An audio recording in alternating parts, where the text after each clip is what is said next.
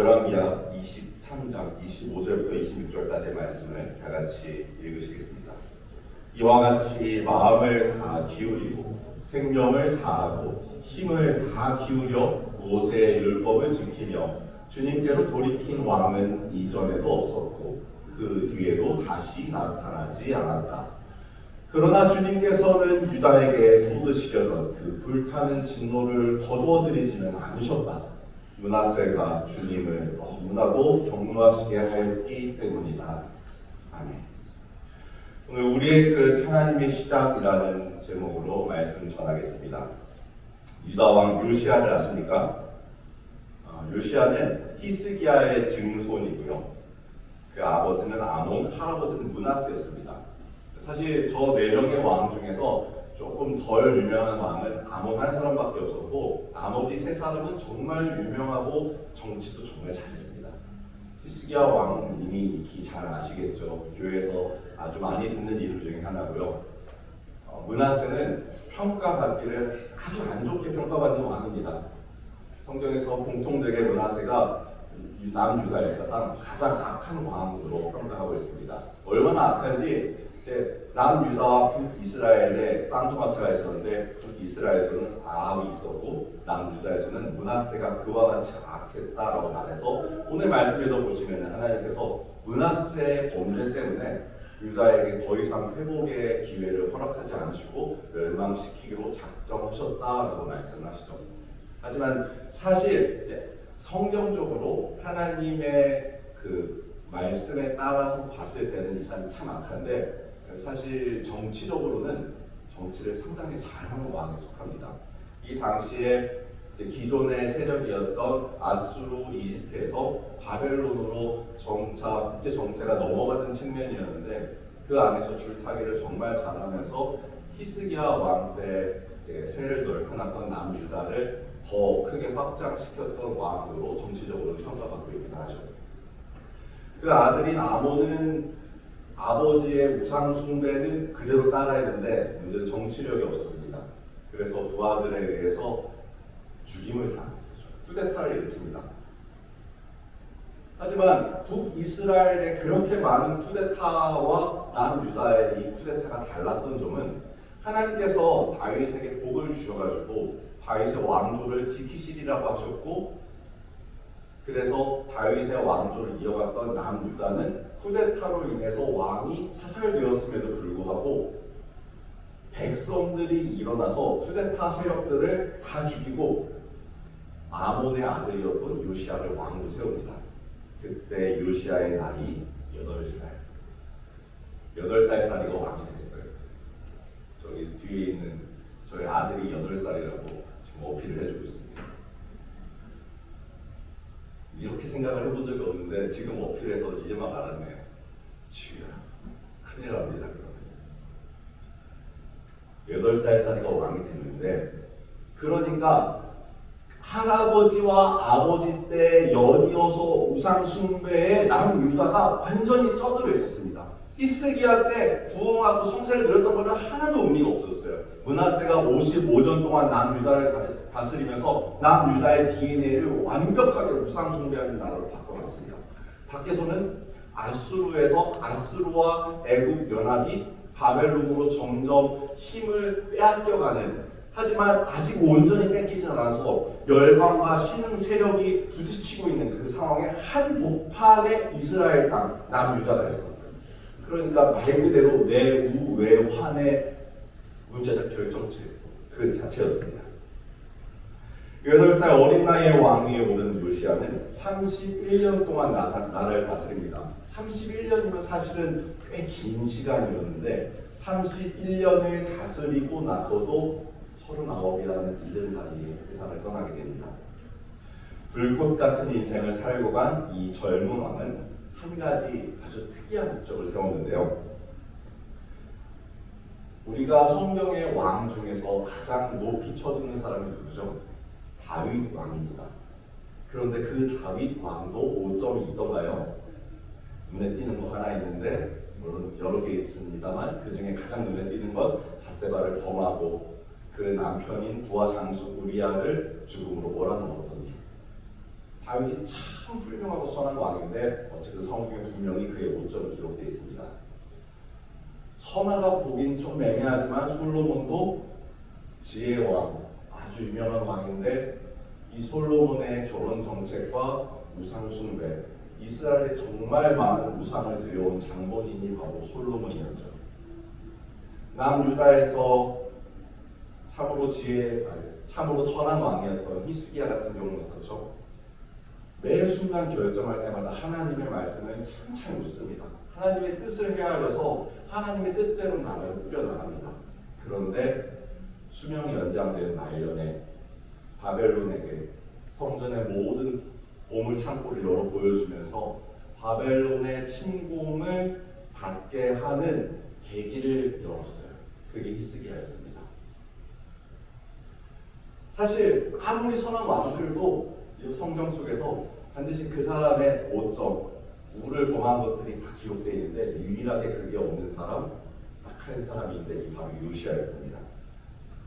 유일하게 요시야만이 오점을 남기지 않고 온전하게 끝까지 행했습니다. 8살의 왕에 오른 요시야는 15, 역시 마찬가지로 아직 어린 나이인데 이때부터 본격적으로 하나님을 찾기 시작했다라고 얘기합니다. 15살에 마음을 세워서 하나님을 찾기 시작합니다. 15살쯤 되면은 그만 그렇게 할 만하다라고 인정을 해줍니다. 그래서 우리가 뭘 하죠? 15살이 되면은 세례를 받을 수 있는 자격이 생긴다라고 보는 겁니다. 그 전에는 어린아이들이 아무리 신앙을 고백하고 뭐 해도 그 마음이 참으로 귀하고 소중하지만 15살쯤 되어서 네가 본격적으로 스스로 뜻을 세웠구나라고 인정해 주는 거죠. 요시야가 그 나이가 되어서 뜻을 세우고 하나님의 이름을 찾기 시작하는데 19살이 되는 제12년부터 본격적으로 종교개혁을 시작합니다. 본격적으로 종교개혁을 시작하는데 온 예루살렘, 성전 안에 들어와 있는 모든 우상의 기물들, 그리고 유대 땅에 퍼져 있던 산당들, 이 산당은 사실 정말 애매한 면이 있어가지고 모든 사람들이 다 예루살렘 성전에 들어와서 예배드리기에는 장소가, 시간이 항상 여의치는 않으니까 산당, 바로 우상숭배 장소는 아니고 산당에서라도 하나님께 예배드려보면 어때? 라는 의미로 만들기도 해서 선한 왕들이 우상숭배는 무너뜨리더라도 산당은 다 무너뜨리지 않은 경우가 많이 있습니다. 하지만 신명기 말씀에 이곳에 모여서 하나님의 그 언약궤 앞에 성막에 모여서 예배드리게 했고, 다윗 시대에 성전에 모여서 예배드리자고 솔로몬이 성전을 지으면서 거기에 하나님의 언약궤를 모셔놓고 그 지성소 앞에 나아가도록 했기 때문에 없애는 게 원칙이었는데 그 약간의 편의를 봐주기 위해서 없애지 않았던 것들을 요시야가 모조리 없애버리는데, 사실 남유다잖아요. 남유다와 예루살렘까지 없애면 정상인데 이 요시야가 눈을 뒤집고 북이스라엘 지역까지 갑니다. 이미 아수르에 다 뺏긴 땅들입니다. 그러니까 자기 땅도 아니고 심지어는 이 당시 남유다는 실질적으로 이집트의 속국에 준하는 상황이었기 때문에 이집트의 눈치를 봐야 됨에도 불구하고 신경 쓰지 않고 북이스라엘의 모든 고조 가지고 싹 뒤집어 엎어가지고 모든 우상들을 부수고 산당을 다 철폐합니다. 제18년 온 나라와 성전을 깨끗하게 한 요시야가 성전을 수리하고 예배를 회복하기 시작합니다. 이제 더러운 것들은 다 치웠으니까 예배를 바로 세울 차례가 되었습니다. 성전을 깨끗이 치우는데 성전을 수리하다 보니까 그 구석에서 아마도 신명기로 추정되는 율법 두루마리가 발견됩니다. 서기관 사반이 가지고 와서 왕 앞에서 큰 소리로 읽습니다. 그러자 26 젊은 왕은 옷을 찢으며 계속 통곡을 합니다. 우리 조상이 주님의 말씀을 지키지 않고 이 두루마리에 기록된 모든 것을 지켜 따르지 않았으므로 주님께서 우리에게 쏟으신 진노가 크다. 그러니까 어서 이 말씀을 가지고 하나님께 가서 혹시 우리가 앞으로 어떻게 되는 건지 하나님의 뜻을 좀 알아보자 어떻게 됐죠? 하나님께서 선지자 훌다를 통해서 말씀하십니다. 나 주관하란다. 유다 왕이 읽은 책에 있는 모든 말대로 내가 이곳과 여기에 사는 주민에게 재앙을 내리겠다. 그들이 나를 버리고 다른 신들에게 분향하고 그들이 한 모든 일이 나의 분노를 격발하였기 때문이다. 그러므로 나의 분노를 이곳에 쏟을 것이니 아무도 끄지 못할 것이다. 요시야 왕이 정말로 종교 개혁을 잘 했는데요. 사실 이미 남유다의 멸망은 마지노선을 넘은 상태였습니다. 얼마나 더 오래 걸리고 빨리 되고의 문제였을 뿐 이미 멸망은 확정되어 있었습니다. 하나님이 그렇게 하시기로 결정하셨으니까요. 이미 본인 때도 아니고 아버지 때도 아니고 그 할아버지 때의 악행 때문에 유다의 멸망은 내 마음에서 확정되었다라고 말을 하고 있는 겁니다. 실제로 남유다가 멸망하기 전 100년 동안 요시야 앞뒤에 있는 모든 왕들이 전부 다 하나님을 거스르는 악한 왕들 뿐이었습니다. 멸망으로 예정된 철길을 따라가는 이 기차에 브레이크를 잡기에는 너무 늦어버린 상황입니다. 우리 삶 속에서도 비슷한 일들을 경험하고는 합니다. 이미 너무 늦었어 라는 말이요. 끝까지 포기하면 안 된다는 말도 이제 정도껏 해야지. 대세에 아무런 영향을 끼칠 수 없다면은 헛수고가 아닐까요? 저희 아이들하고 야구 보는 걸 참 좋아하는데 야구로 따지면은 9회 말 투아웃 마지막 타자가 올라왔는데 이미 스코어는 10대0 정도로 걸어져 있습니다. 이 타자가 아무리 날뛰어도 홈런을 쳐도 10대1이 될 뿐이죠. 이기냐 지냐의 승패에 있어서는 이미 끝난 거나 다름없습니다. 그런데 문제는 지고 있는 것만이 아닙니다. 우리 팀 감독이 니들이 팀이냐 그냥 해체해라. 우리 편도 안 들고 그냥 가버려. 나 꼴도 보기 싫어라고 화를 내고 있는 겁니다. 그런데 거기에서 나온 타자에게 무슨 의욕이 있고 무슨 동기부여가 있고 무슨 최선이 있어가지고 거기에서 실력을 발휘하겠냐는 거죠. 요시야는 철저한 종교개혁을 실행했지만 결국 남유다는 요시야 사후 20년 있다가 멸망합니다. 그것도 요시야의 자녀 때예요. 남유다가 멸망했을 때 요시야의 막내 아들 시드기야가 눈이 뽑히고 만국의 왕이 되었죠. 심지어는 요시야 이후에는 끊임없이 이집트나 바벨론의 속국인 상태였습니다. 그러니까 사실상 요시야가 유다의 마지막 왕이나 마찬가지였던 셈입니다. 끝났습니다. 요시야는 채 마흔이 되지 않은 젊은 나이에 요절을 했고 남유다는 멸망했습니다. 정말로 끝났습니다. 우리의 시간표는 보통 여기에서 끝납니다. 우리는 이제 끝났다라고 얘기를 하는 겁니다. 하나님께서 만들어주셨지만 아담과 에덴 동산도 하나님을 온전히 찬양하던 모습에서 끝이 났습니다. 그 중에 한 사람 구원해가지고 노아와 방주를 만들었었는데 바벨탑 사건을 통하여서 끝이 났습니다. 구원받은 인류도 별 수 없나. 그리고 이제 선민 이스라엘, 그 민족 이스라엘도 끝이 난 겁니다. 끝났습니다. 그리고 이때 하나님의 시간표가 시작됩니다. 이미 멸망하리라 고지받았지만 요시야는 포기하지도 희망을 품지도 않았습니다.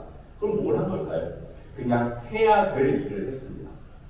하나님 말씀하신 대로 해야 하니까 말씀하신 대로 하면 상을 받겠다 기대하는 것도 아니고 이제 다 끝났으니까 포기하는 것도 아니고 이거를 하나님께서 하라고 하셨으니까 해야 될 일을 합니다. 왕이 사람을 보내어 유다와 예루살렘의 모든 장로를 소집하였다. 백성의 지도자들을 불러 모았습니다. 모든 백성이 그와 함께 성전으로 올라갔다. 그때 왕은 주님의 성전에서 발견된 언약책에 적힌 모든 말씀을 크게 읽어서 사람들에게 들려주도록 하였다. 율법의 말씀을 모든 백성에게 들려줍니다. 왜 그랬을까요? 사람을 불러 모으고 율법의 말씀을 들려줍니다. 왜요? 이대로 살아야 된다. 이대로 살아야 된다. 이대로 살아야 된다. 그걸 말해주기 위해서요. 그리고 왕은 기둥 곁에 서서 주님을 따를 것과 온 마음과 목숨을 다 바쳐 그의 계명과 법도와 율례를 지킬 것과 이 책에 적힌 언약의 말씀을 지킬 것을 맹세하는 언약을 주님 앞에 세우고 온 백성도 그의 언약에 동참하게 합니다. 다윗 때 언약을 했습니다. 그 전에 아브라함 때도 언약을 했습니다. 아브라함 때 언약을 하나님께서 지키셔가지고 이스라엘을 민족이 되게 하시고 이집트로부터 끌고 나오셔서 모세를 통하여서 다시금 언약을 주셨습니다. 그런데 그 언약을 하나도 지키지 않고 결국 하나님께서 그 약속하신 대로 나라가 멸망하게 하기로 작정하셨지만 다시금 언약을 세웁니다. 그런데 언약을 세웠지만 어떻게 해요? 남유다는 멸망했습니다.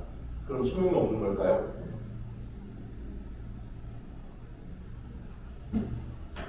요시아가 하나님의 말씀 속에서 하나님의 뜻을 구하고 하나님의 구원을 바라는 이 언약을 세웠습니다. 그렇게 했더니요, 남유다 왕국은 멸망을 했는데 이제 유대인들의 마음속에서 하나님을 바라는 마음이 어떻게 성전에 가서 내 죄를 내려놓고 제사 한번 드리면은 그 죄 씻김 당해서 다시금 자유롭게 살아가자. 나는 하나님의 선택받은 백성이야. 라는 생각에서 벗어나서 아니 나는 하나님의 말씀대로 살아야 돼. 하나님의 말씀대로 살아야 돼. 그 말씀 속에 살아야 하고 하나님의 뜻을 구하며 살아야 하고 하나님만이 나를 구원하실 수 있는 유일한 존재라고 생각이 바뀌게 됩니다. 이게 종교개혁의 효과였습니다. 그래서 남유다가 멸망한 뒤에도 이 생각을 가지고 있는 유대인들이 포로로 끌려가서 포로기 신학을 완성하고 끊긴 줄 알았던 다윗의 왕조가 남아도 그 혈통에서 온 인류의 구원자가 탄생하게 됩니다. 그리고 요시아의 종교개혁에 나온 이 정신은 무려 2000년이나 지난 후에도 동일하게 나타납니다. 솔라 스크립투라, 솔라 피데, 솔라 그라티아. 마르틴 루터가 종교개혁을 할 때 다 끝났다! 이제 멸망이다! 하나님께서 이제 이것을 온전히 갖다 버리실 거다라고 말하는 그때마다 오직 하나님의 말씀으로 돌아가서 하나님의 은혜를 구하면서 오직 믿음으로 그곳에 구원의 길이 있다고 믿는 자들이 끊임없이 나타났습니다. 그러니 요시아 때 사람의 눈으로 보기에는 모든 것이 끝났었는데 하나님의 시간표는 네가 낮아졌으니 지금 같이 시작해볼까? 손을 내밀고 계신 겁니다. 그리고 우리의 삶에도 이것은 동일하게 세워져야 합니다. 우리는 무엇을 원하고 있습니까? 그리고 무엇을 기대하고 있습니까? 우리는 이 자리에서 무엇을 바라고 있습니까? 2500년 전 멸망을 향해 달려가는, 아니 하나님의 입으로 멸망을 확정받은 나라의 어린 왕은 무엇을 기대하고 있었을까요? 이전 세대를 닮지 않고 세상을 거스르기 위해 마음을 다하고 생명을 다하고 힘을 다한 요시아는, 그리고 우리는 무엇을 기대할 수 있을까요? 우리의 기대는 다시 오실 예수 그리스도. 요시아의 종교개혁이 메시아 예수님의 마중물이 되었던 것처럼 우리는 이제 무엇을 기대하는 삶에서 누구를 기대하는 삶으로 전환해야 합니다. 그리고 이 요시아에게 분명히 하나님께서 마지막 선물을 남기십니다. 무엇을 기대하진 않았지만 그러므로 내가 이곳에 내릴 이러한 모든 재앙을 유예하십니다. 최소한 네가 나의 앞에서 경비하여서 애통하면서 회개하였으니까 너의 대는 평안하게 하겠다. 내 자식들이 아픈데 내가 평안하게 무슨 의미가 있냐고요? 아니요. 하나님께서 너를 지키시겠다, 나를 지키시겠다 말씀하시는 겁니다. 그러면은 요시아의 아들이 그 장남 여호야김이 그 키도 악하여서 결국은 그 형제의 대에 나라가 멸망을 했다지만 만약에 그들도 요시아처럼 하나님 앞에 경배하여서 옷을 찢으면서 우상을 멀리하고 하나님께 애통하며 회개하였다면 하나님께서 그는 안 지키셨겠습니까? 온 세상이 참으로 말세다, 멸망이다, 이제 끝이 다가왔다 라고 말할 때 이것을 지키는 단 한 가지 방법, 내가 회개하고 내가 옷을 찢고 애통하면서 내가 눈물을 흘릴 때 내가 세상을 끝내버리기로 작정했는데 너를 봐서 너가 살아있는 동안만큼은 편안하게 하시겠다. 그 선물을 받으시기를 축복합니다. 그래서 한 사람이 자기의 죄를 책임지면서 끝난 것 같은 시간을 이제 시작이라고 바꿀 수 있게 되기를 소망합니다. 기도하겠습니다. 하나님 아버지, 그러니 우리는 마음을 다하고 생명을 다하고 힘을 다하여 우리 주 예수님을 기대하는 사람의 삶을, 하나님께서 돌보시는 삶을